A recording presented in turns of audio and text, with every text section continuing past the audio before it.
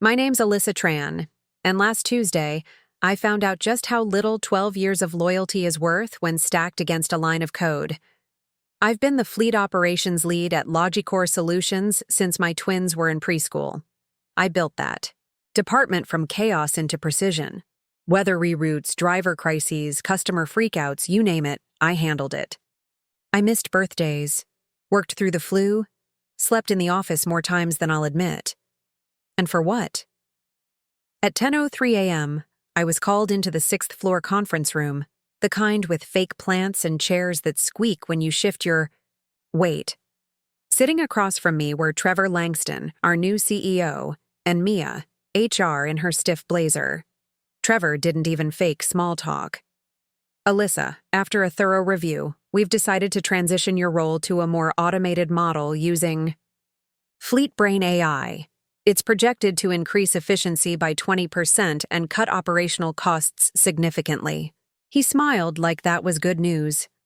My job, my career, reduced to a bullet point in a budget spreadsheet. Mia slid a folder toward me, inside. A termination letter, a release form, and the cherry on top. A severance package. 2 weeks for every year I served. 24 weeks of pay to erase 12 years of nights, weekends, and missed soccer games. I didn't cry. I didn't yell. I nodded, stood up, and said, "I'll be out by end of day." The silence from the hallway on the walk back to my office was louder than any storm I'd weathered. My team, people I'd mentored, had lunch with, covered for, either avoided eye contact or disappeared into meetings that didn't exist. Only Miguel from accounting dared whisper, "I'm so sorry," as he passed. My manager, Clark, the same man who used to brag that I was the backbone of logistics, couldn't even look at me when I packed up. I left with my dignity, a cardboard box, and something they didn't realize they were giving away. A leather-bound notebook filled with handwritten notes on every client nuance and every route refinement I'd spent a decade perfecting. The AI may know delivery times, but it didn't know that Trish at Cold Point refuses morning deliveries because she's dealing with school drop-offs, or that Murphy Dairy's valves leak if shipments sit more than 30 minutes. As I stepped into the elevator for the last time, I didn't feel rage, just a cold, slow burn of betrayal. Not from the decision. They're a corporation, I expected that. But from the silence of everyone I'd once trusted. I wasn't just replaced. I was erased. The first 2 weeks felt like walking through fog with no destination. I slept in, cooked breakfast for the kids, and tried to pretend this wasn't the first time in 12 years I'd had a Monday morning without emails screaming my name. At first, it felt like freedom. But then came the silence. The kind that seeps in around 3 p.m. when the kids are still at school and you realize no one needs you to solve a crisis. No one's calling for advice. The world spins on and somehow you're not part of it anymore. I didn't talk much about what happened, not even with my sister, who kept texting, "You should sue them," like that would undo the humiliation. What haunted me wasn't the termination itself. It was how easily I'd become invisible. After everything, after holding that department together with duct tape and caffeine, they'd moved on like I was just another spreadsheet adjustment. I started to doubt if I had really been as essential as I'd believed. Maybe I was just a cog, replaceable, forgotten. Then came the call. It was a Wednesday, just after I'd picked up groceries. The name lit up on my phone. Meera Patel. We'd crossed paths at a logistics conference a few years back. She'd been sharp, direct, the kind of woman who didn't waste time. Now she was the VP of operations at Everflow Freight, Logicor's top competitor. I picked up thinking maybe she'd dialed me by mistake. "Hey, Alyssa, I heard what happened. I'm sorry. I also think Logicor just made the dumbest mistake of the quarter. You have time for coffee?" We met the next day at a corner cafe halfway between our neighborhoods. Meera didn't dance around it. "We're expanding. I could use someone who actually understands client-based routing, not just code and KPIs. Not offering anything yet. Just want to hear where your head's at." I told her the truth.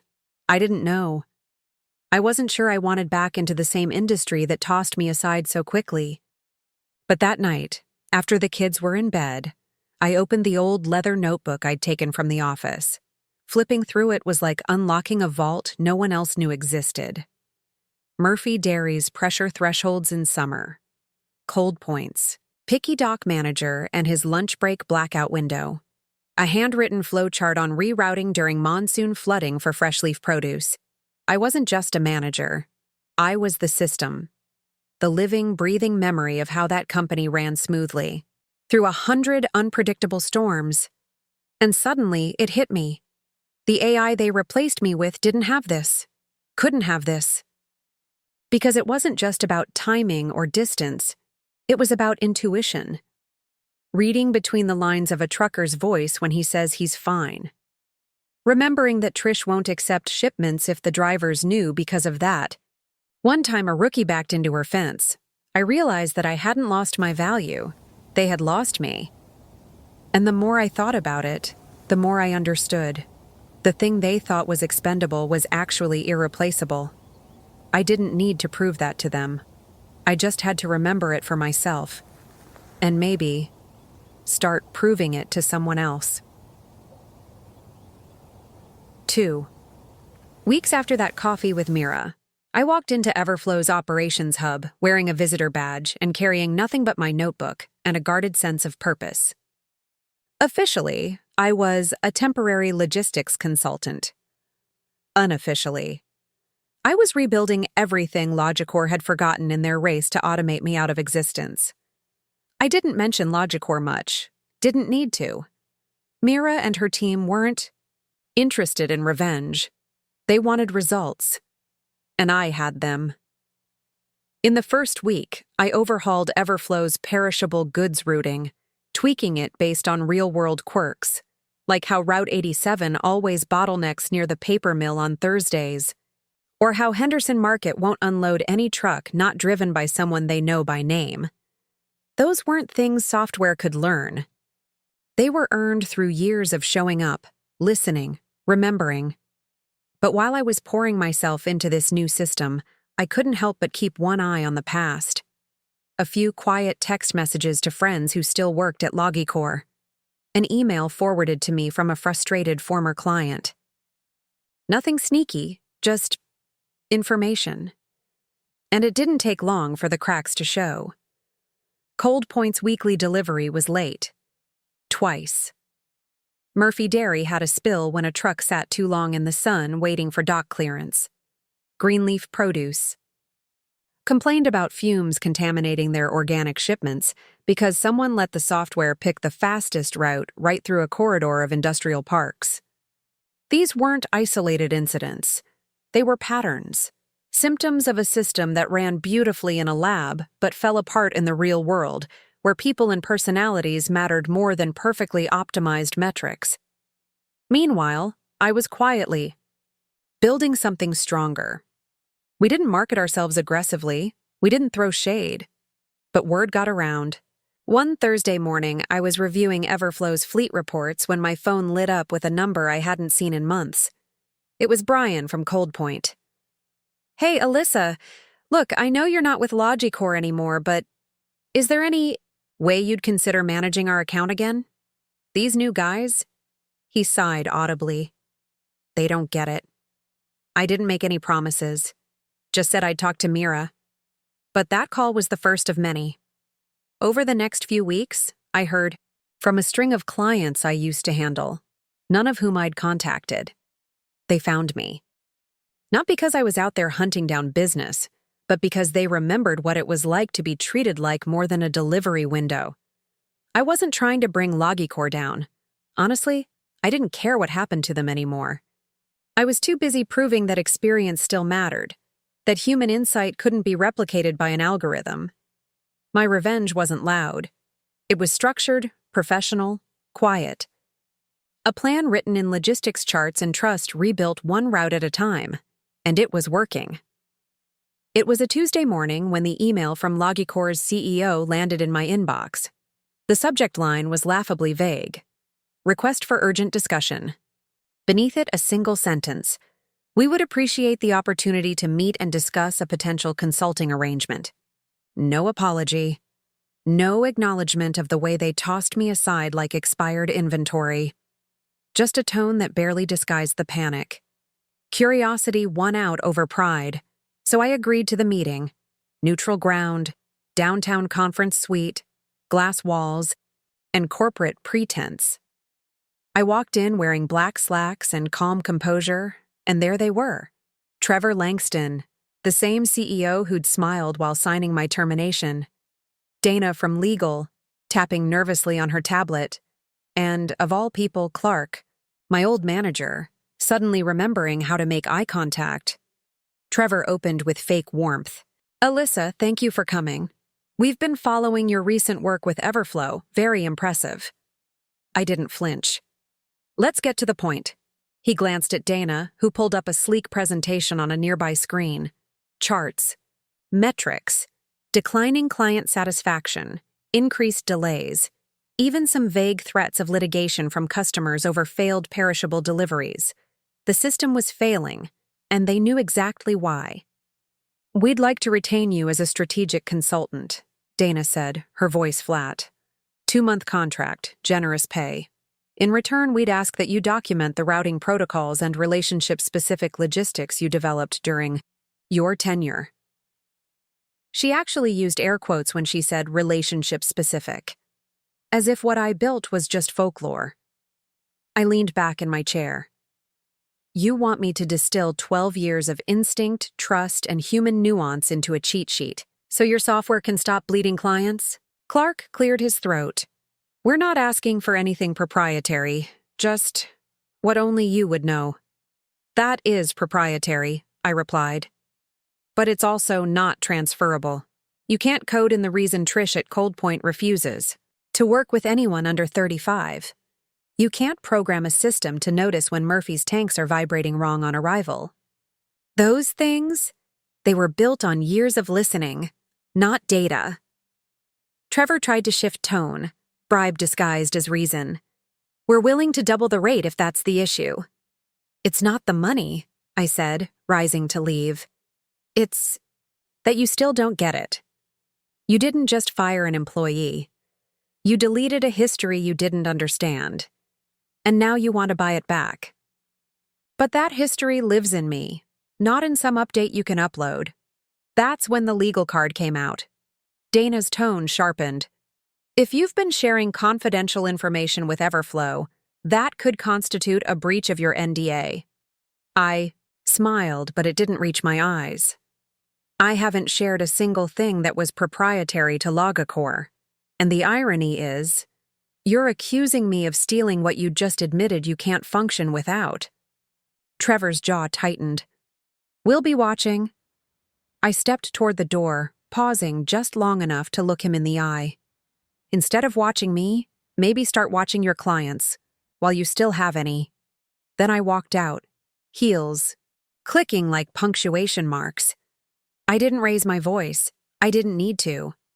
They weren't looking for a consultant. They were looking for a lifeline, and I wasn't about to throw one to the very people who'd sunk the ship in the first place. By the end of that week, the decision was official.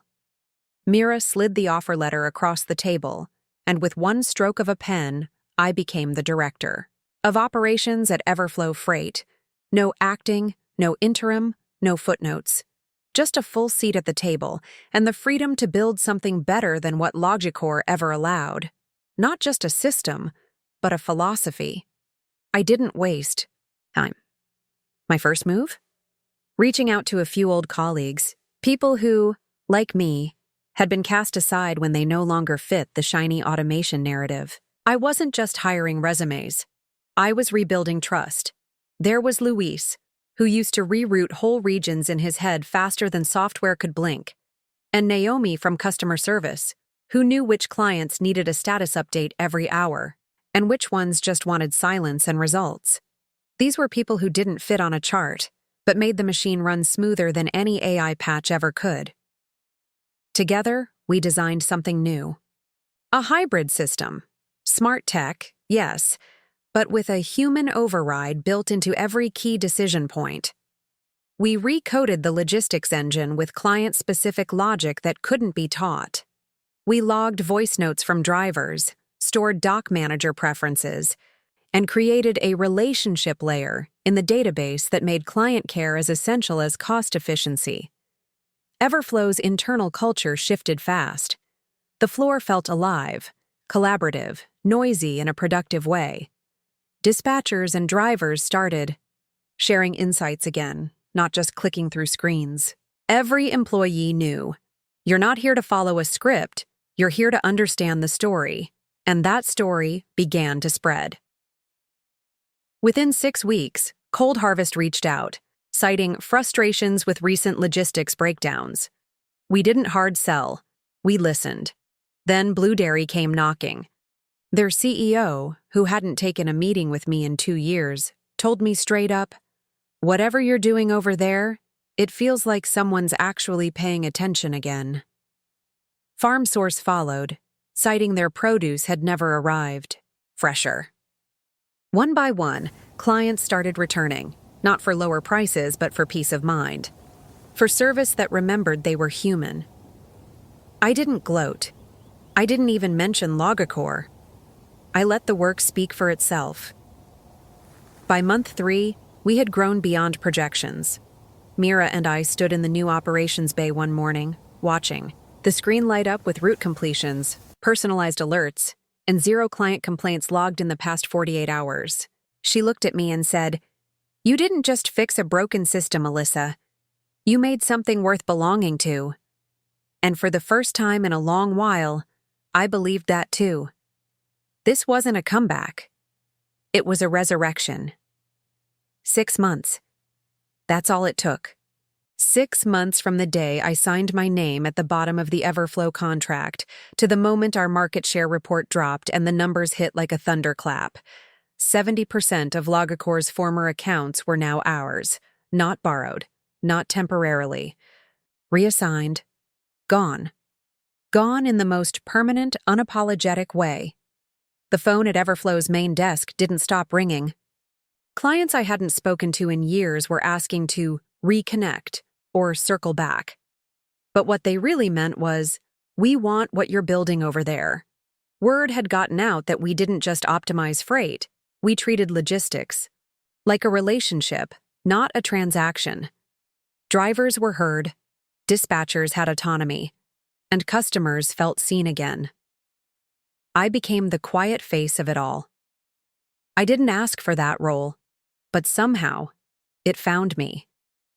Newsletters called me the woman who rewired freight. A local business journal ran a profile, from laid off to leading a logistics renaissance. My kids printed it out and stuck it on the fridge like it was a school art project. I pretended to hate that part, but secretly, I read it twice. And while Everflow rose, Logicor buckled. Whispers turned into headlines. Trevor Langston stepped down. Their last quarterly report came in bleeding red. Lawsuits piled up, from clients, from shareholders, even from former employees claiming wrongful terminations. Then came the bombshell email from Mira. They want to sell. I remember staring at it for a long time. My first instinct should have been satisfaction, a sense of karmic justice. But all I felt was quiet resolve. Not because they deserved saving, they didn't, but because I knew the building was filled with people like Luis, like Naomi, like the version of me who once stayed, up until 3 a.m. fixing broken route chains while everyone else slept. People who never made the decisions that brought that company to its knees, but were now paying the price for them. In our next board meeting, I laid it out clearly. We don't need Logicor's name or its systems, but they've got trucks, warehouses, and people worth saving. We should buy the assets, not out of mercy, but out of strategy, because we can do it better, and they deserve better. It wasn't a hostile takeover. It was a reclamation. Weeks later, I stood in the shadow of what used to be Logicor HQ, now rebranded under Everflow colors. The logo on the wall had changed, but the halls still echoed with memories. Some painful, some formative. The HR team onboarded former Logicor. Employees with a simple phrase on their welcome folders: people first. Always. I didn't gloat. I walked those halls with a purpose: to rebuild, not to humiliate. This wasn't revenge. This was redemption, mine and theirs. 1 year later, I stood in the lobby of the very building where I'd once been handed a termination folder like it was a parting gift. The floor tiles were the same, but everything else had changed. The Logicor branding was long gone. In its place, the Everflow logo stood proud on the wall, sleek, clean, and human-centered. The company that once replaced me with software now belonged to a team built on the exact values they'd tried to erase. I was reviewing the new operations rollout plan when I heard hesitant footsteps behind me. I turned to see Jonah, a mid-level analyst from the old days. He used to sit 3 desks down from me, always quiet, always following orders. That day I was let go, he hadn't said a word. Now he looked like he'd aged a decade. "Alyssa," he said softly. "I just wanted to say..." I should have said something back then. I didn't know how. I looked at him, not with resentment, but clarity. "I don't hold grudges, Jonah. I hold lessons." He blinked, then nodded. It wasn't absolution. It was acknowledgement. And that was enough. That afternoon, I packed up my bag and headed for the parking lot, where my kids were waiting in the car, excited for our weekend camping trip. My daughter waved the itinerary at me like it was a treasure map. I laughed and tossed my tablet in the back seat, letting it all go. Just for a little while. But before I slid into the driver's seat, I turned and looked back at the building. Inside it, a logistics system hummed along, one that used software, yes, but wasn't driven by it. It was powered by intuition, memory, empathy, by people. Being betrayed wasn't my ending. It was my rewrite. I didn't just get my job back, I reclaimed my worth. And if you've ever felt discarded, like your value was measured in efficiency charts or cost-cutting memos, I hope this story reminds you, you are more than replaceable. You are not an algorithm. If Alyssa's journey moved you, don't forget to like, subscribe, and share your thoughts in the comments below. Let's talk about it, because stories like this, they deserve to be heard.